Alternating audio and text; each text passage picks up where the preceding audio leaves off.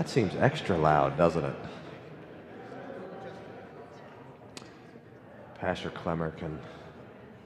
Oh, yeah, sure. If you know how,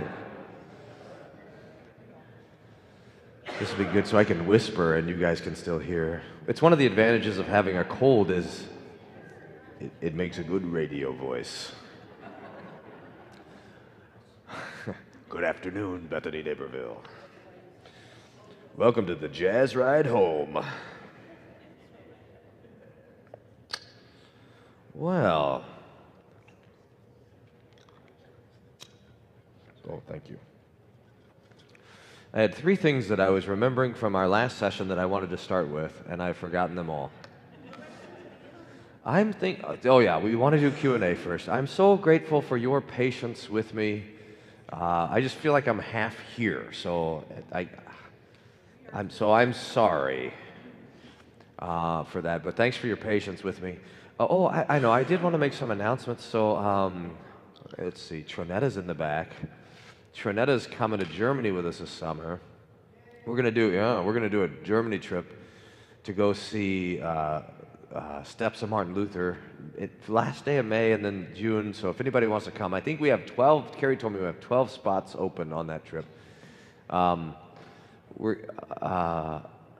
Verkencher is going to be there with us. I don't know if you guys know Carl Verkencher and Claire. And so we have two buses of people. I think we have 87 or 88 people signed up or something crazy like this. So like take over Germany for a couple of weeks. We'll go to the Bach Festival in Leipzig. And then if you get a chance to do this in your life, on the Saturday closest to, I think, June 13th, the city of Wittenberg has a marriage festival of Martin and Katie Luther. And so the whole old city turns into like a Renaissance festival, and they're roasting like turkey legs and dressed like Vikings, and all these Germans are drunk going in this parade, and they have actors dressed up like Martin and Katie Luther and Melanchthon and John the Steadfast walking around town. It's wild. So we're going to go there for that, so that'll be fun. We're going to go to Jüterbog, which is as close as the indulgence selling ever got to Wittenberg. Because, and this is so interesting to me, that there was never any indulgences in Wittenberg because Frederick the Wise didn't want anyone encroaching on his relic business, because he had all these relics. And you know, when he would put these they found a museum pamphlet of his relics, and they said that if you did the right devotion at all of the relics that Frederick the Wise had, that you'd get something like 1.2 million years out of purgatory. All these crazy relics. They had straw from the virgins, from the cradle. They had milk from Mary. I don't know how they kept that around. So you know when he would put those relics out? On All Saints' Day, November 1st. So Wittenberg would have all these people coming on pilgrimage to visit on November 1st. So it's the night before that Luther posted 95 Theses. So it's all connected. It was very intentional. So we'll get to do some of that. Another announcement is that, a number of you are participating in the Worldwide Bible Study. And yeah, go Worldwide Bible Class. It's an online class that's every Wednesday at 10 o'clock that is studying the life of Jacob with Martin Luther. So we read a little bit of Genesis, and then we read Luther's commentary on it, which is marvelous. I mean, it's so nice. I'm not really teaching, I'm just reading Luther. And so if you're free on Wednesday mornings at 10, you can join us for that. We record the episodes too. So I think wolfmueller.co/Bible is there. And when you're hanging around the website, there's a newsletter that we send out on Wednesday whatnot, and that you can sign up for that too. So it's wolfmueller.co. I couldn't afford the M when we bought it. So someone has wolfmueller.com. I don't know. And wolfmueller. All that. So anyway. So that's there. Okay. We talked, let's see. Let's just review what we've covered so far. And then we'll do Q&A. What are the odds I'm going to end up in this baptismal font by the time that we're done? I think they are pretty high, actually.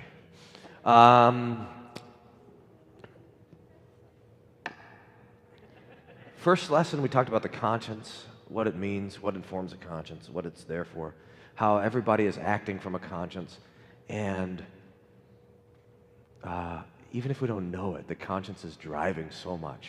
We talked about the things that influence the conscience, and then it's one of the things to recognize that our culture then is shaped up in a way like the anti-conscience. It wants to fight against the conscience that God is creating to be right and good, to deliver a different kind of conscience.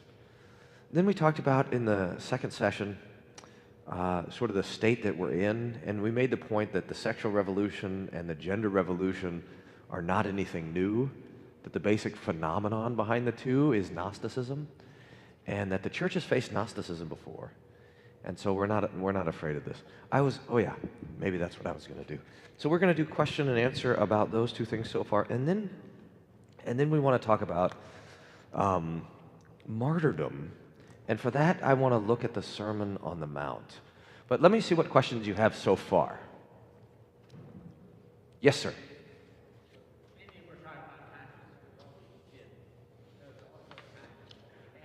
That's right. That's right. Yeah. Which of us can go to bed at night and say, I love my neighbor like myself? So our conscience not only tells us the wrong things that we have done, it also reminds us of the right things that we haven't done. That's the guilt of failing to do things. And I was, when was this? I was sitting with someone who had they were dying, and they had a hard conscience. It was a parent of one of my members. And it was so funny because normally when you deal with people, it's the older people who are Christian and they wish that their kids went to church more. This was the opposite. She's like, my kids are kind of Jesus freaks, It kind of weirds me out. And I was trying to get to the law, and she just put me off.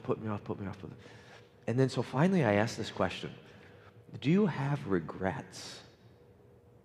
And all of a sudden that was a way into the conscience. Because there's the things that we did that we regret doing, that we didn't do, that we regret not doing. And that door of regret was a way into the conscience. This is one of the marks of the conscience, because we all have regret, right? Things that we wish we would have done, but we didn't, especially. And the problem is when people that we love die, then we have all these regrets about the things that we didn't say, things that we didn't do. And how are we, this is a good example, how are we normally trained to deal with regret? What's that? Wallow in it. If you went to your friend and you say, your kids are grown, and you say, I wish I would have been there more for my kids. And someone's, yeah, too late to change it. You can't go back. But you did what you could. You tried. You were fine. I wish I would have been there more for my mom when she was dying. Now she's dead. You can't do anything about it. Well, you did what you could. You were there, this sort of thing. This is another thing where I think this is not what they taught you at seminary. When people when they tell you their regrets, they're right. I wish I would have loved my family more. Right. You should have. But that's why Jesus had to die.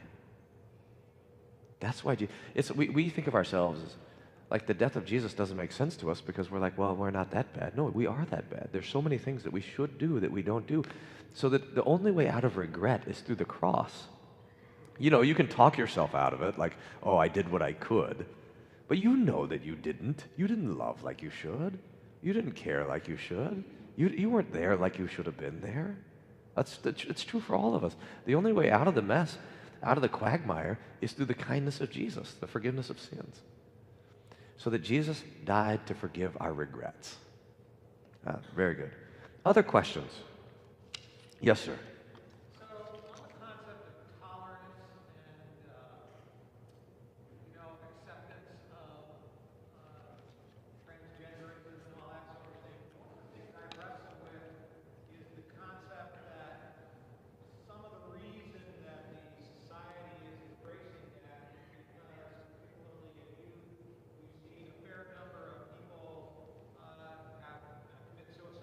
Mm-hmm. and that this is an important thing for quote mental health in Mm-hmm. order to make sure that people, are not taking their own lives. Right. How do we reconcile that kind of concept? That's a good question. Well, so the question is transgenderism and suicide. And it's true that there is a lot of suicide and that suicide is a growing pandemic. When we lived in Colorado, my daughter Hannah, her first 2 funerals that she went to were suicides. It's amazing. And it's much more prevalent, especially with people who have transgender temptation. Suicide is a pretty common thing. It doesn't go away when it's treated because we can see that the problem is when your body and your mind are at war with one another, then it's headed toward suicide, right? I mean, that is the final act of victory over the body. And we should recognize that suicide was only considered wrong in Christian, Jewish, and Muslim cultures, and not even Muslim. I mean, Muslim has the idea of jihad. So that Jewish and Christian cultures were the only ones that considered suicide to be wrong, and pagan culture considered suicide a good, noble option. So a lot of the pagan kings would kill themselves, and it was an act of honor. So the first response that we should have when people bring up suicide is, God be praised that you're against suicide, right? I mean, that our culture, it's only halfway now. We only half recognize suicide as an evil. My wife, Carrie, when we were flying a couple weeks ago, she was watching a movie, and it was about a young boy who ended up committing suicide, like a euthanasia kind of thing at the end of his life. And she was just weeping on the plane. I looked over, and I was like watching Rocky IV or something. And I look over, and she's weeping. What's wrong? And she watched this movie that was about a boy, I guess, who had an accident, and he was kind of severely injured. But there was a girl who was helping take care of him, and she was so sweet, and she was giving him joy and peace. And then he went with his family to kill himself. And it was supposed to be a beautiful thing. That's how it was presented in the movie. This is the way that's why the word euthanasia is what it is. Boy means blessed or good, and thanatos means death. So this is the good death, the blessed death. So our culture, on the one hand, is for suicide, physician-assisted suicide and stuff, and yet, on the other hand, it's against it. But that half of our culture that is against suicide, for now, we should be very happy about. Because I don't think in 5-10 years it's going to be even a problem. Like, people are going to say suicide is not a thing. And it makes sense. If you think that dead is dead, then death is a way to escape the pain and suffering of this life. So you get a guy, just to think of it. Say you're a total pagan. You don't believe in the afterlife, totally secular, and you just want to give yourself over to the basest of lusts and whatever. You're like this wicked man, Epstein. Like, that's just, your whole life is debauchery and wicked, evil, filthy nonsense. And then you are arrested, and you're like, well, it's over. Well, now, who knows what happened, but you just can end it, and then it's over. So you don't have to pay the price for your crimes, right? So that suicide is a way out. It's a really bad thing, because then there is no judgment. When we look at, so back to the transgender thing. It's good to prevent suicide. So we agree on that. And so then we just got to say, what's the best way to do it? And one of the things that we have to realize is that you cannot get to happiness or contentment by aiming for it. It's always a consequence. It's never a goal. So if we make happiness or contentment or joy or whatever, if that's what we're trying to grab a hold of, we'll never get it. Remember the guy who told me, I want to divorce my wife because I want to be happy, right? Well, you're not going to be happy. You're going to be just as unhappy as you are now and divorced. You cannot get to happiness by aiming for it. It can never be the goal. That's why the Lord put it at the end of the commandments. So we got to go through all the other commandments, and then happiness waits at the end. Contentment. So if someone is really struggling with thoughts of self-harm, self-murder, and things like this, we want to take it very seriously. But we want to take it seriously enough that we don't just say, well, what this means is you have to do whatever you want to do, because that won't actually fix the problem. I heard of a family who, this is one of the things, that it was a kid who was like, I'm a boy, I think I'm a girl, and if you don't call me Sheila or whatever, I'm going to murder myself. And now the family's like, well, what do? We're held hostage by the threat of violence. Our whole culture is now held hostage by that threat of violence. So we have to say, look, don't kill yourself. That's really bad.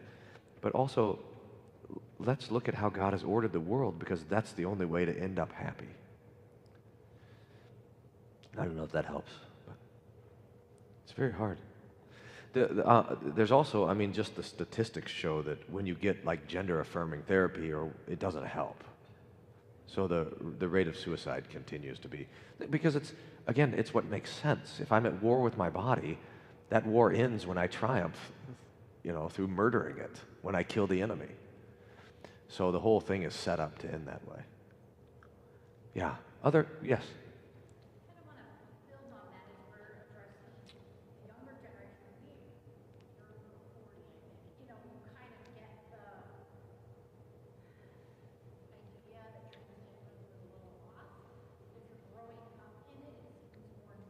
Right. So instead of enabling that behavior, what recommendations do you have for teaching 18 and under? How, as Christians, we love the person, Right. but we don't want to enable a bad behavior, but this isn't normal, and directing them so that they see both the love that we have for human beings as well as speaking out against the Full question. Can I show you Romans chapter 1? Sure. The question was, how do we deal, the young people are growing up in this, and it's very normal for them. How do we come in and say something helpful to the young people who are being kind of shaped up with this ideology? The Lord's solution for all of this is so astonishingly simple that it just blows your mind. It seems too simple. It almost is like, that's it? We're faced with these humongous cultural problems of the sexual revolution and redefinition of marriage and gender conflict and all this sort of stuff. What are we supposed to do? The Lord says that there's one thing that you need to do to counter all of this. And it is, well, let me show you. I should tell you, shouldn't I? It's to be thankful. Thankfulness.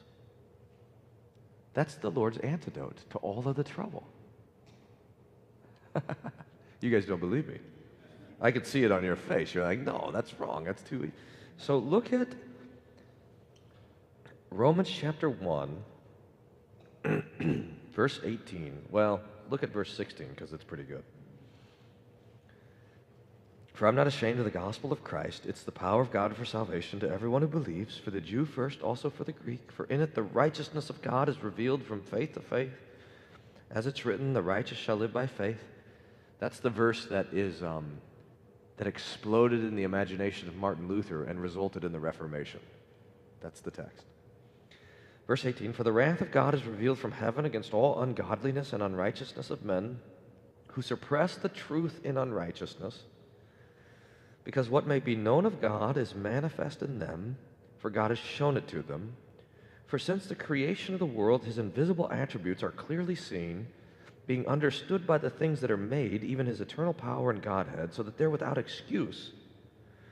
Because, although they knew God, they did not glorify him as God, nor were they thankful.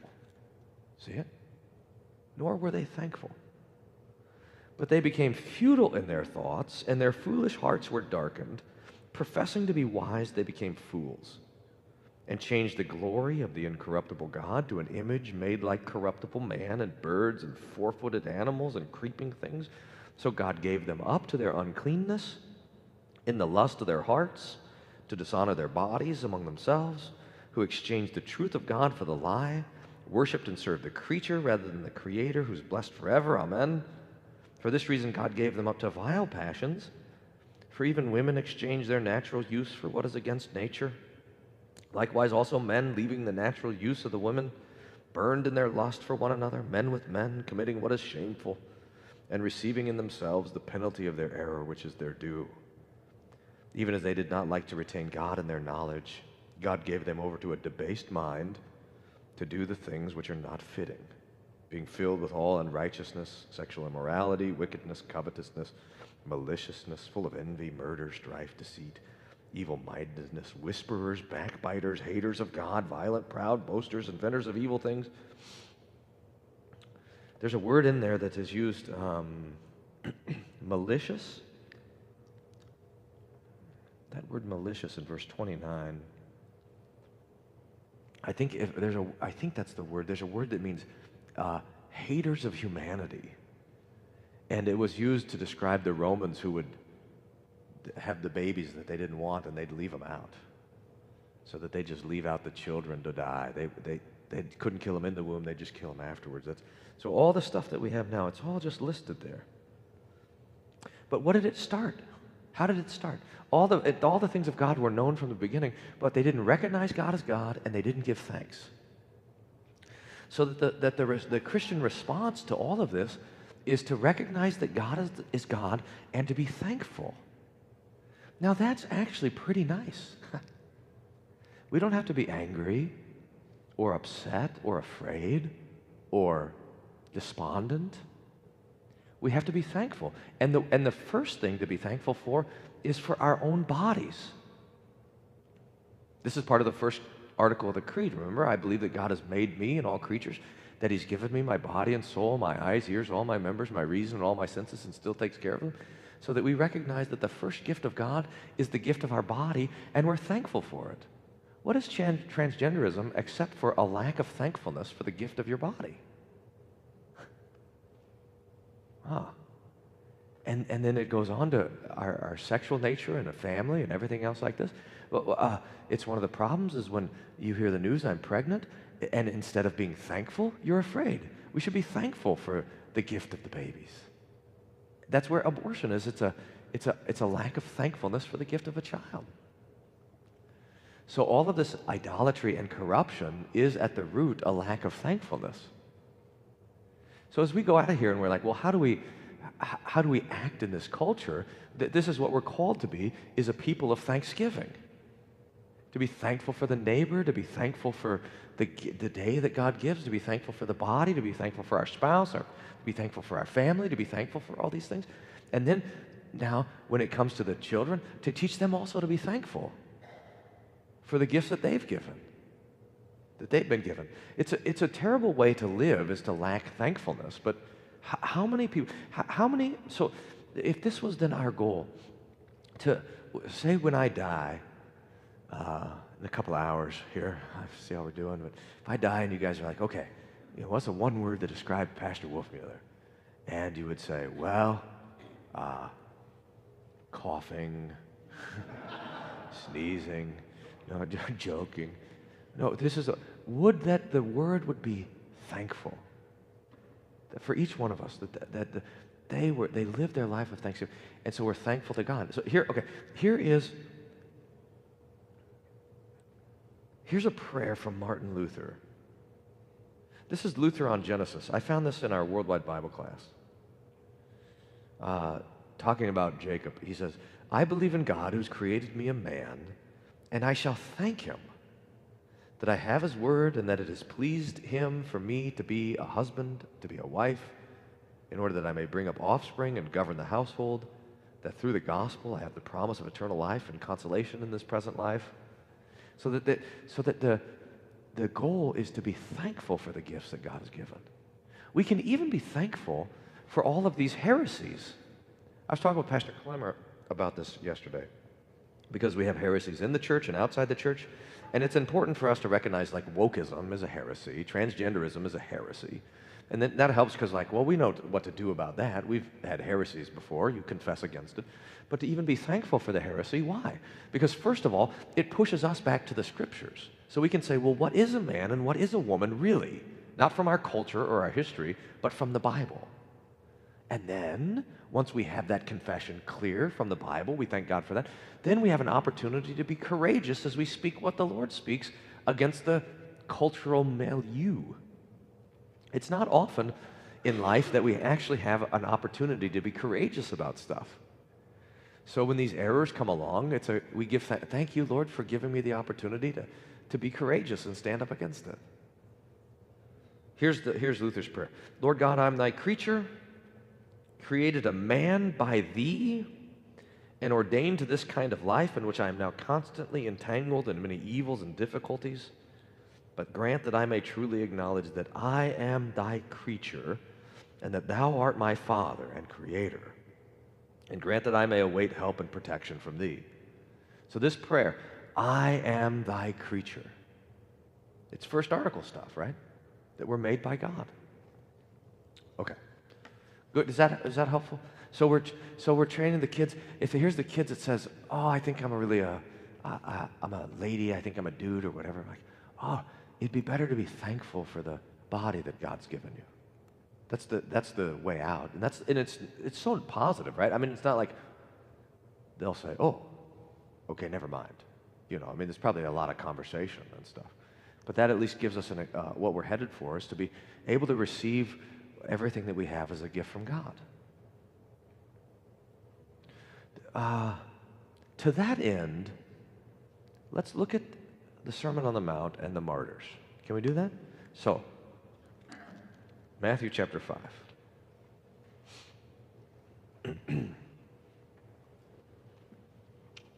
Jesus has 9 blessings for us.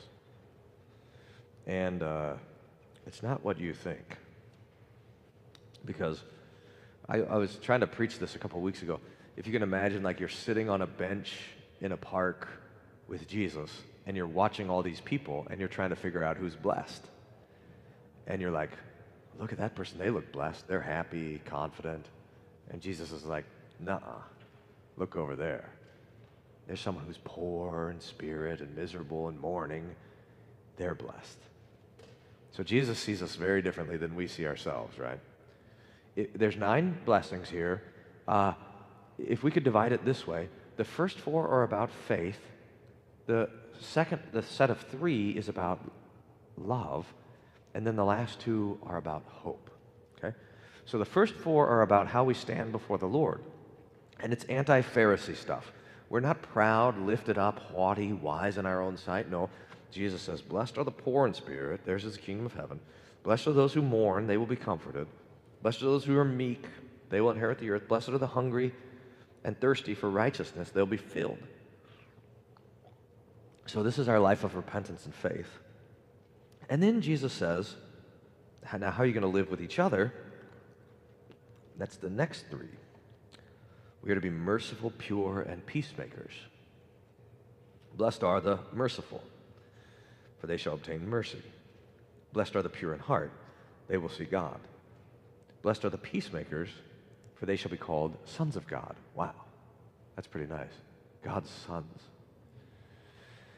He always wants sons, not slaves, right?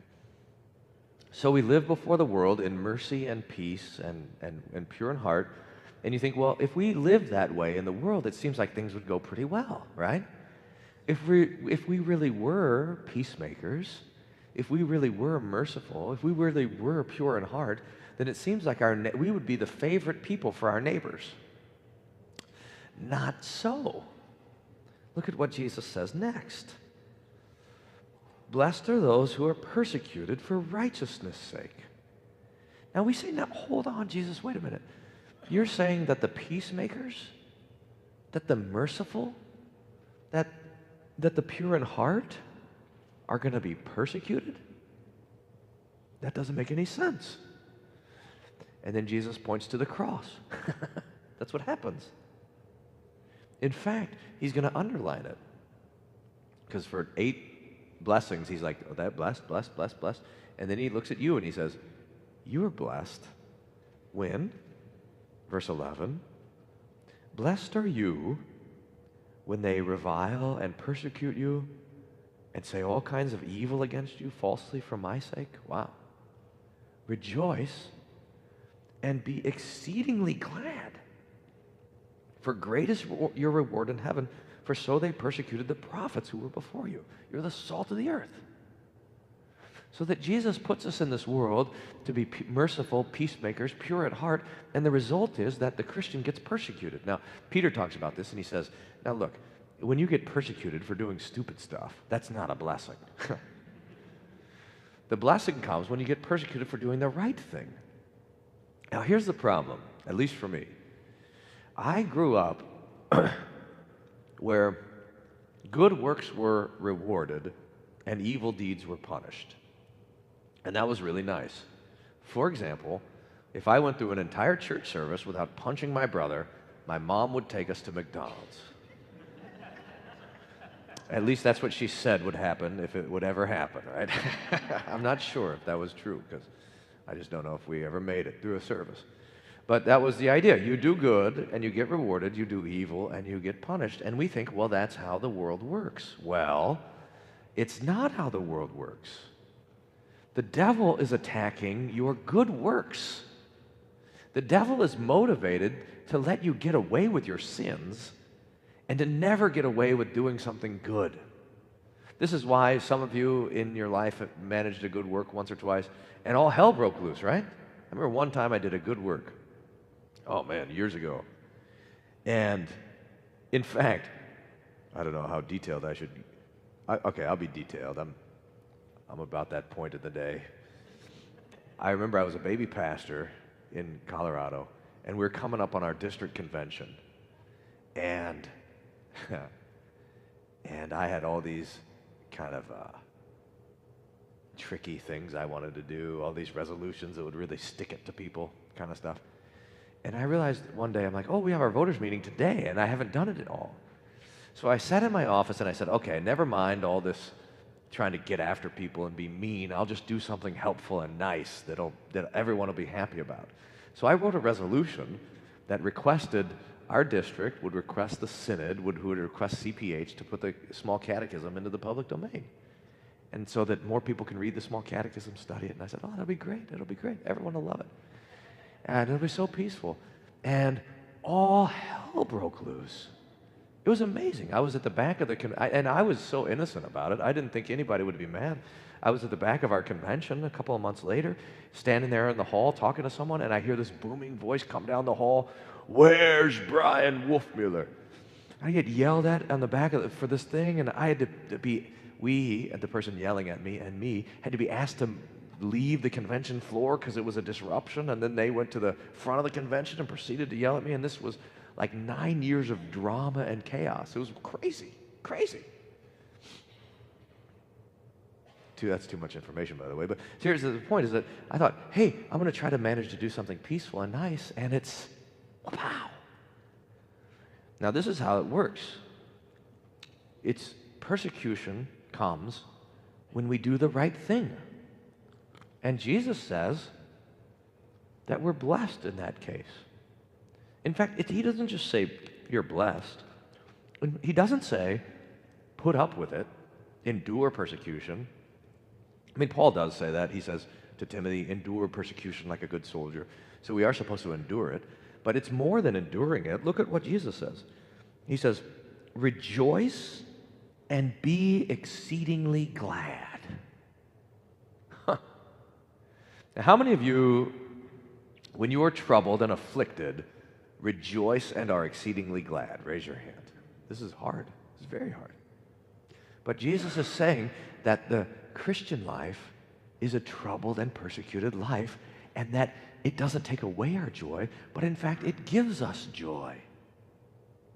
I like to think of it like this. I'm sorry, I don't know what to do with this chair. I like the idea of sitting in it, but then I get too constraining. I think of it like this. Imagine if we were the enemies of St. Paul. Okay, I like this picture. You remember when Paul was in Jerusalem and he got arrested, and there was the group of Jews who took a vow to not eat or drink anything until Paul was dead? That's kind of crazy. I wonder what those guys did like 2 months later when Paul's in Caesarea. They're like, forget it, They took a vow not to eat or drink anything until Paul was murdered. Okay, so let's imagine that that's us. Imagine that we hate St. Paul so much that we got together here at church and we said, we gotta get rid of Paul. Paul is the worst. I mean, he's short. He's always talking about Jesus. What are we gonna do? So, of course, this mob has Robert's Rules of Orders. So one person says, I make a motion that we murder him. Second, yeah, let's murder him. And everyone's ready to go murder Paul. And except for one person says, well, point of discussion, I think it'd be great to murder him. I think it's a wonderful plan. The only problem is, I was reading this letter that he wrote to his friends in Philippi, and he wrote, for me to live as Christ, to die is gain. We don't want to give him anything. We don't want him to gain. He says that for him to die will be a blessing for him, so we can't murder him because that'll actually be for his benefit. Okay, well, what are we going to do? So someone says, well, let's torture him. Let's afflict him and persecute him. Second, yeah, let's go beat him to death, or beat him half to death and cause him all sorts of affliction. And we're all excited about it until one person says, well, I also think that's a great idea. I want to be the first to punch him in the face. But here's the problem. I was reading this letter that he wrote to his friends in Rome where he said, count it all joy, brothers, when you suffer various kinds of persecution, knowing that persecution produces patience, and patience produces character, and character produces hope, and hope doesn't disappoint us because God has poured His Spirit into our heart. That He rejoices when He's afflicted. All right, well, we can't murder him. We can't cause him trouble. What are we going to do? Someone says, well, I vote that we leave him alone. I mean, that's about the worst thing that you can do to St. Paul. Just leave him alone. Imagine how frustrating that would be trying to get after St. Paul. Imagine how frustrating it would be for the devil to be trying to destroy St. Paul. Imagine how frustrating it would be for the devil for you. Because also for you to live is Christ. Also for you to die is gain. This is the heroic faith of the martyrs. It wasn't even that they weren't afraid to die. It was that they looked forward to the gift of death. We were talking about thankfulness earlier. They were thankful for it. The two, and it makes you devil-proof. The two martyrs that Luther loved to talk about, I think the most, were Agnes and Agatha. So I think they ended up in the Martyrs' Faith book. This is the one. Oh, Pastor Clemmer was very sweet earlier when he says that the books did not. I was supposed to bring them. It was my fault. He didn't want to throw me under the bus, but I totally forgot. So, but this book you can get for free. Take They Are Life, Martin Luther's Theology of the Martyrs. I'm going to read a little bit because this is just like a collection of what Luther thought about the martyrs. He loves to talk about Agnes and Agatha, who were these two young girls. One was maybe 13 or 16. The other was 21, 22, 23. They died about 100 years apart. Both of them were beautiful young girls who had committed their lives to the church, kind of like pre-nuns. They weren't going to get married. They were just going to study the scriptures. And these Roman proconsuls wanted to marry them, and they refused to marry them because they were pagan, and also they weren't going to get married. And so these Roman proconsuls says, well, look, if you don't marry me, I'm going to martyr you for being Christians, which doesn't seem like a real romantic proposal. You want to get married or you want to burn at the stake? Up to you, Well, these girls said, burn. In fact, I think it was Agnes who said to the proconsul, it's like, don't you know that I can burn you to death? And she said, your fire lasts for 3 hours. The fire of the one who's going to judge you doesn't burn out. Zing. these martyrs were sassy, right? So Agatha she's thrown in prison, and she's being led to be burned at the stake. And as she's going, the story says, she's skipping for joy like a young girl, like a young maiden who's going to a wedding dance. Now she knows she's 13, 14, 15, 16 years old. She knows she's going to be martyred. She's going to be burned to death. And she's skipping. I'm not going to skip because that'll ruin the picture. Like, however she skipped, it was not like that, Pastor. Although that would be the best way to probably end up in the font, is to try to...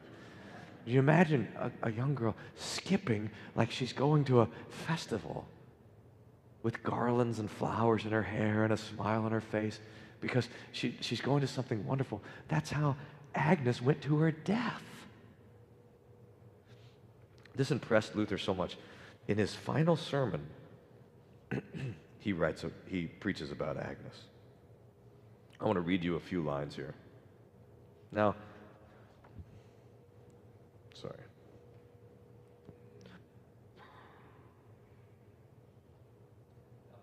We want to think of it this way. It's not a faux joy. It's not a pretend happiness.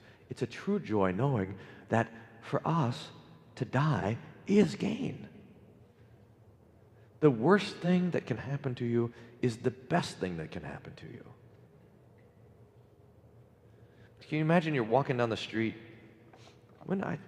You're walking down the street and some thugs drive up in a van with no windows and they grab you and they pull you in the back of the van. They duct tape your mouth and they tie your hands and they take you to the Texas Roadhouse and drop you off with a gift card. This is what the devil does. When he kills us, it's like, I'll show you, I'll take you to Jesus. Which is even better than Texas Roadhouse. Okay. Christ says, this is Luther's last sermon. Preach in Eisleben. Come visit with us this summer. That's a plug. Come to me. Christ says, come to me, all who labor and are heavy laden. Matthew 11:28. And it's as though he were saying, just stick to me. Hold on to my word and let everything else go. If you're burned or beheaded for it, then have patience. I don't know how to have patience when you're beheaded, but anyway, that's beside the point. If you're burned or beheaded, have patience. I will make it so sweet for you that you easily would be able to bear it. It's been written of St. Agnes, that when she was led to prison to be killed, it was to her as if she were going to a dance. Where did she get this? Only from this Christ, from believing the saying, come to me, all who labor and are heavy laden, and I will give you rest. That is to say, if things go badly, I will give you the courage even to laugh about it. Did you hear? If things go badly, I will give you the courage to laugh about it. And even if you walk on fiery coals, the torment shall nevertheless not be so severe, and the devil shall nevertheless not be so bad. You will rather feel that you are walking on roses. I'll give you a heart to laugh, even though Turk, Pope, Emperor, and everybody else be filled with horrible wrath and rage. Only come to me. And if you're facing oppression, death, or torture because of the Pope, the Turk, and the Emperor are attacking you, do not be afraid. It will not be heavy for you, but light and easy to bear. For I give you the Spirit, so that the burden which for the world would be unbearable, becomes for you a light burden. For when you suffer for my sake, it's my yoke and my burden, which I lay upon you in grace, that you may know that your suffering is well-pleasing to God and to me, and that I myself am helping you to carry it along and giving you strength and patience to do so. So that we're given joy in the midst of all of the suffering. The Christian is a persecuted person. The church is a persecuted people. Just like the devil hated Jesus, he hates the people who follow Jesus. And yet, the Lord comes to us in the midst of that and gives us strength and patience and peace. This, by the way, is one of the good reasons to study the martyrs. So I want to commend that to you, and we have a few in the Bible. Stephen, for example, who prayed, remember when he was being stoned to death in Jerusalem, he prayed the same thing that Jesus prayed. Father, forgive them. They don't know what they're doing. And so often the martyrs prayed the same thing. Father, forgive them. They don't know what they're doing. There's so many of these martyr stories that tell about how the gladiators who were there to kill the martyrs end up converting when they see the nobility and fearlessness with which the Christians faced death. I think there was a convert, a martyr, centurion convert in the story of Perpetua and Felicitas. Remember this? They're some of the most famous martyrs, Perpetua and Felicitas. Perpetua was she was kind of a rich young girl from a noble Roman family, and she was a confirmand. She had just had a baby. So she was in confirmation class with her brother, and we don't know where her husband is. He doesn't come into the story ever. But they arrested the whole confirmation class and put him in jail. And Perpetua's father comes to her to visit her and says to her, "What are you doing? You know, quit all this Christian nonsense. Just offer the incense to Caesar and then go about your business. If you want to worship Jesus in private, fine." In fact, her father comes to her and says, "Don't you love me? Don't you love your mom? Don't you love your baby? You're going to leave your baby behind? It's not even that big of a deal. Just say Lord Caesar and be done with it." Perpetua actually wrote a journal of this whole thing. She had some wild dreams in prison. But she has this conversation with her father. It's quite beautiful. She says, "Father, do you see the pot there in the room? This must have been in the prison cell, and maybe there's a chamber pot or something. Do you see the pot there?" And her father says, "Yeah." And she says, "Can you call it anything but a pot?" And he says, "No." And he says, "Neither can I be named anything else than what I am. I am a Christian. I am a Christian. It's who I am. And whatever that means, I'll suffer for it." So Perpetua is strengthening even the pastor who's arrested her brother, and so there's all of them, and they're eventually brought into the arena to be killed by the beasts. And the Romans, who are always very inventive about this kind of nonsense, decided on this day that they'll have the man animals kill the men and the women animals kill the women. And so they put a cow and I think a leopard out to kill Perpetua. And it gored her and her maidservant Felicitas, but it didn't kill her. So finally they had to send in the gladiators to cut their heads or whatever. And the gladiator came to Perpetua and he couldn't do it. Having seen her suffer with such joy and confidence in the Lord, she couldn't do it. And so finally, Perpetua, and I wouldn't recommend doing this, but she takes the sword and puts the sword to her neck. Do your duty. And she dies there. It's an amazing sort of story. Amazing that this. Or here's one more. This is my favorite of all time, his story I tell. I hope that everyone knows about Romanus before you get to heaven. So if you've heard me talk about Romanus before, I'm sorry, but he's one of my favorites. He was a pastor down in Caesarea, where Paul was in prison, a couple of generations later, and there was a big persecution in Antioch, and all the Christians were coming in there before the proconsul, and he would say, offer the incense and say, Lord Caesar, and they weren't doing it. No one was doing it.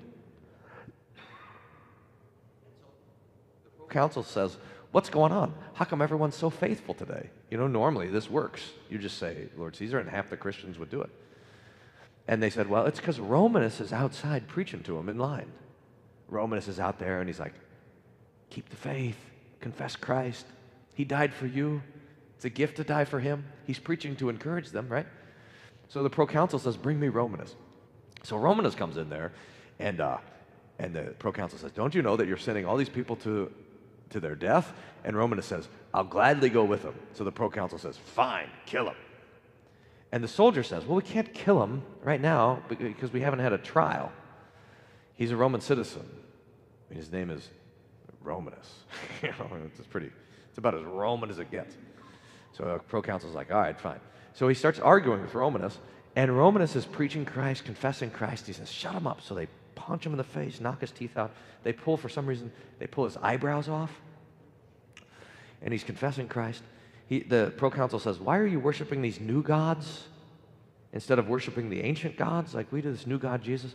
And it says that Romanus took the occasion to explain the eternal generation of the Son of God. So he's like teaching a catechism class without teeth. It's amazing. So proconsul says, just, silence him. So they take a sword and they put the sword through Romanus's mouth. They put it in the cheek and through the other cheek, and they pull it out. And Romanus, this is the best. Romanus says to the proconsul, sir, I thank you for giving me more mouths to praise my God.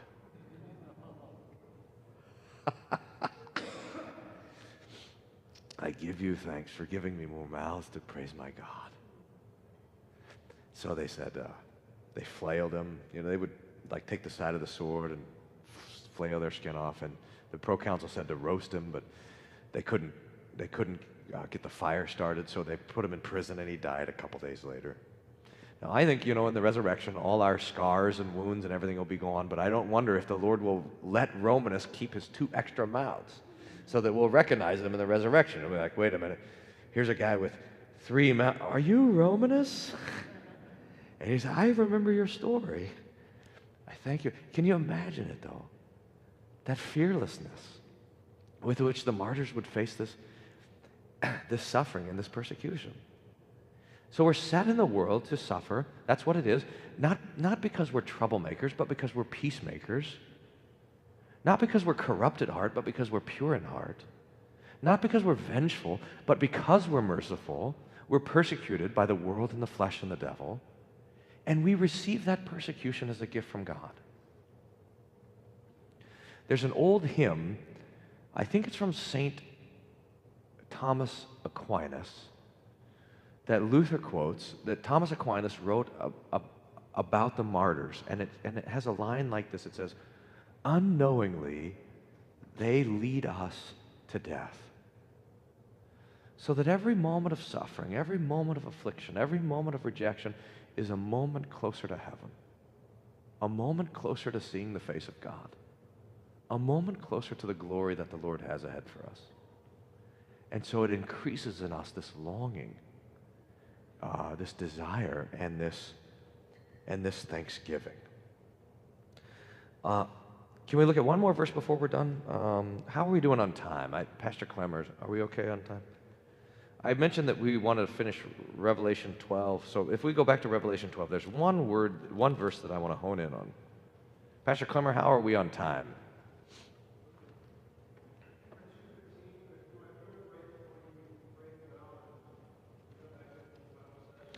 I think Pastor Clemmer wants to break now. Is that right? Let's do one more verse and then we'll take a break. Is that okay? That'll be good.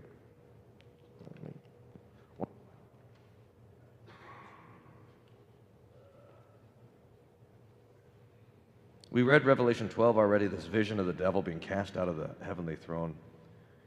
The problem is he was cast down to the earth. And look at what it says in verse 12. Rejoice, O heaven, you who dwell there and there, but woe to the inhabitants of the earth and the sea. The devil has come down to you having great wrath. He knows his time is short. But. Look at verse 11. It says they, and that they is you, they overcame him. And there's 3 things. Now, this is pretty nice.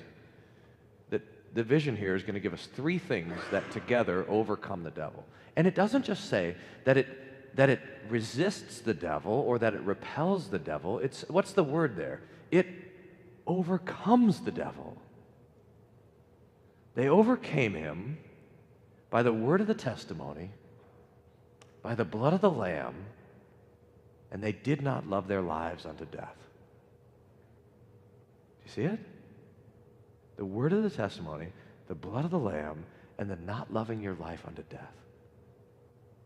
Every Sunday, You gather here or wherever you go to church for the word and the blood. That's what it's for. That's what you have in church. That's what the liturgy is. I've been trying to start the habit at St. Paul and Jesus Deaf in Austin of saying the word and the blood every Sunday at 8 and 11. The word and the blood. That's why we're there. We hear the word, we eat and drink the body and the blood. And why? Because that's how the devil's overcome. And why does he overcome it? Because the same word spoken in heaven, remember, is now spoken to you. The same blood that testifies in heaven is now in your own conscience. You eat the same blood that is the evidence of the heavenly altar. And then the result is you're not afraid to die. You don't love your life unto death. And that overcomes the devil. It's pretty amazing, actually. In these three simple things, the word and the blood and the not loving our lives unto death, the devil's overcome. Okay, so the martyrs give us courage and faith. Sorry, the martyrs give us courage and hope. The martyrs give us an example in their bravery of how we face persecution. And the martyrs show us how the devil's overcome. Let's take a break and we'll be back at what time? 3:30? 2:30? Is it 2:30? Let's take a break and start back up at 3:30. We'll start again with questions to begin, and then we'll go all the way through. Thank you.